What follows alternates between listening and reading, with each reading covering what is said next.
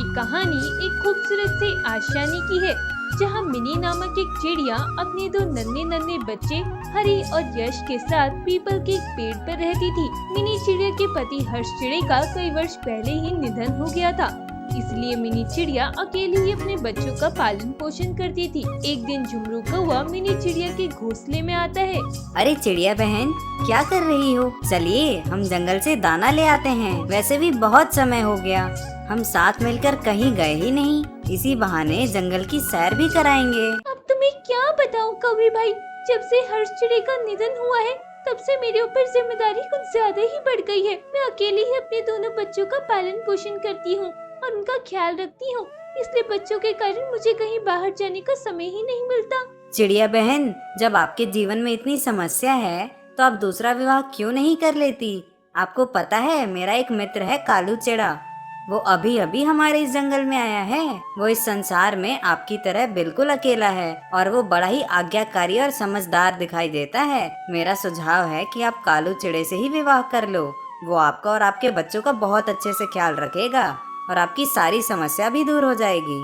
कौवे भाई, ये कालू चिड़ा आया कहाँ से? और जब आप उसकी इतनी तारीफ कर ही रहे हो तो आप उसे मेरे बारे में बताइए। अगर वो मुझसे विवाह करने के लिए राजी होता है तो मैं अपने बच्चों की खातिर ये विवाह कर लूंगी। चिड़िया बहन, वो चिड़ा कहाँ से आया है ये तो मैं नहीं जानता। आज शाम को मैं आपको उसके पास ले जाऊंगा और मैं आप दोनों का रिश्ता तय करके आप दोनों का विवाह करवा दूंगा, जिसके बाद आपकी सारी समस्या दूर हो जाएगी। अच्छा, अब मैं चलता हूँ। ये कहकर झुमरू कौवा उड़ता हुआ चला जाता है। इधर मिनी चिड़िया घोंसले में अपने बच्चों का ख्याल रखती है, उन्हें दाना खिलाती है। आखिरकार देखते ही देखते शाम हो जाती है। तभी झुमरू कौवा कालू चिड़े को अपने साथ लिए मिनी चिड़िया के घोंसले में आता है। दोनों चिड़िया एक दूसरे को पसंद कर लेते हैं। आखिरकार दोनों का विवाह हो जाता है। सुनिए कालू, रात होने को आई है, क्या तुम हमारे लिए भोजन की व्यवस्था कर सकती हो? बच्चे भी काफी समय से भूखे हैं, अगर इन्हें भोजन नहीं मिला तो ये भूखे ही सो जाएंगे। तुम कहीं से भोजन की व्यवस्था कराओ ना। हाँ मिनी चिड़िया, मैं अभी जंगल की ओर जाता हूँ और अपने लिए और बच्चों के लिए भोजन की व्यवस्था करके आता हूँ। तब तक तुम घोंसले में रहकर ही बच्चों का ध्यान रखना। ये कहकर कालू चिड़ा उड़ता हुआ रात के समय जंगल में चला जाता है। कालू चिड़ा उड़ते उड़ते एक पेड़ पर जाता है, जहाँ एक कोयल का घोंसला था। कोयल अकेली ही उस घोंसले में रहती थी। कालू चिड़ा उस कोयल के पास जाता है। अरे कोयल बहन, क्या मुझे थोड़ा सा भोजन मिल सकता है? मेरे दो नन्हे नन्हे बच्चे हैं जो इस समय घोंसले में भूखे हैं। अगर आप मुझे थोड़ा सा भोजन दे दोगी तो मेरे बच्चों की भूख मिट जाएगी। अरे ये क्या बात हुई चिड़े भाई, न जान न पहचान और आप मुझसे भोजन मांगने आ गए। जाइए आप यहाँ से, मैं आपको भोजन नहीं दूंगी। मेरे पास केवल मेरे लिए ही भोजन है, ये भोजन मैं आपको नहीं दे सकती। तभी कालू चिड़ा एक भूतिया रूप धारण कर लेता है, जिसे देखकर कोयल वहीं बेहोश हो जाती है। कालू चिड़ा एक भूतिया पक्षी था, पर किसी को कालू चिड़े के इस रूप के बारे में बिल्कुल भी नहीं पता था कि कालू चिड़ा एक भूतिया पक्षी है। चलो मैं इस कोयल को मारकर इसका खून पी लेता हूँ और इस कोयल का मांस निकाल कर मिनी चिड़िया और बच्चों के लिए भोजन लेके जाता हूँ। कालू भूतिया चिड़ा कोयल को मारकर उसका खून पी जाता है और कोयल का मांस लेकर मिनी चिड़िया और बच्चों के पास आता है। अरे कालू, तुम ये क्या लाए हो? ये तो किसी पक्षी का मांस दिख रहा है। तुम ये मांस अपने साथ क्यों लाए हो? हाँ मिनी चिड़िया, तुमने बिल्कुल सही कहा, ये कोयल का मांस है। मैंने एक कोयल को मार डाला, फिर उसकी मांस निकाल कर अपने साथ ले आया ताकि तुम और बच्चे मिलकर अच्छे से भोजन कर पाओ। मैंने तो अपना भोजन वहीं कर लिया, अब तुम और बच्चे मिलकर इस मांस से अपना भोजन कर लो। ये सब देखने और सुनने के बाद मिनी चिड़िया और दोनों नन्हे बच्चों के होश उड़ जाते हैं।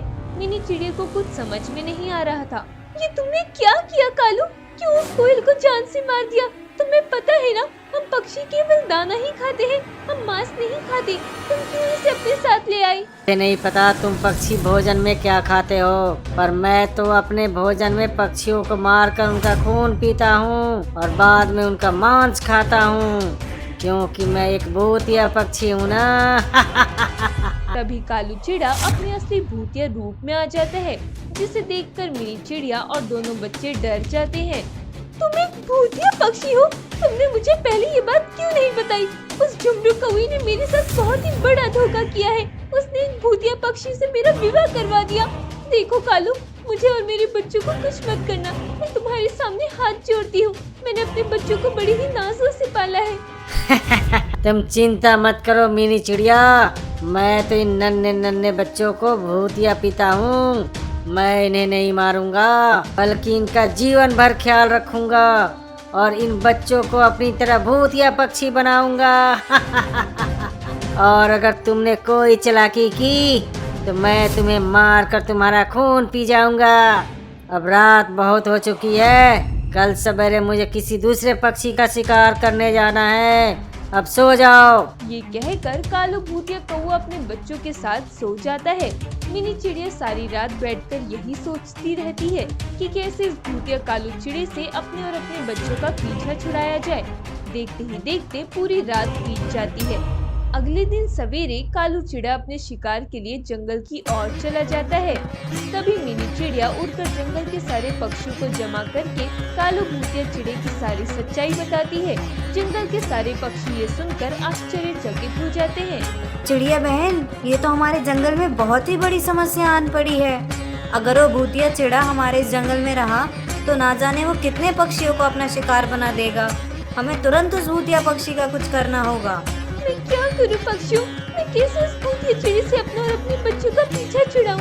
चिड़िया बहन, मेरे पास एक उपाय है जिससे उस भूतिया चिड़े को हमेशा हमेशा के लिए नष्ट किया जा सकता है। चिड़िया बहन, रात के समय जब वो भूतिया चिड़ा अपने घोंसले में सोने जाएगा और जब वो गहरी नींद में सो जाएगा, तब आप उस भूतिया चिड़े पर मिट्टी का तेल डाल दीजिएगा और उसे आग लगा दीजिएगा, जिसके बाद वो भूतिया चिड़िया हमेशा हमेशा के लिए खत्म हो जाएगा। मिनी चिड़िया को पीली तोते का ये उपाय बहुत ही अच्छा लगता है और वो अपने साथ मिट्टी का तेल लेकर रात के समय घोंसले में बैठी रहती है। तभी वो भूतिया चिड़ा वहाँ प्रकट होता है और वो घोंसले में सो जाता है। जिसके बाद मिनी चिड़िया कालू भूतिया चिड़े के ऊपर मिट्टी का तेल डालकर उसे वहीं जलाकर भस्म कर देती है। इसी तरह मिनी चिड़िया और उसके बच्चों को कालू भूतिया चिड़े से छुटकारा मिल गया।